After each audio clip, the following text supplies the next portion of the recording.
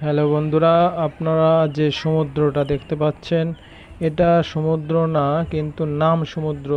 এর নাম ঢোল সমুদ্র। ঢোল সমুদ্রটা অবস্থিত ঝিনাইদহের পাগলা কানার পাশে। আপনারা আসলে দেখতে পাবেন ঢোল সমুদ্র।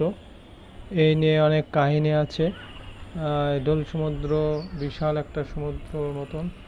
এখানে অনেক গভীর এবং পাশে একটা বাগান আছে, যেখানে আসলে মনটা জুড়িয়ে যায়।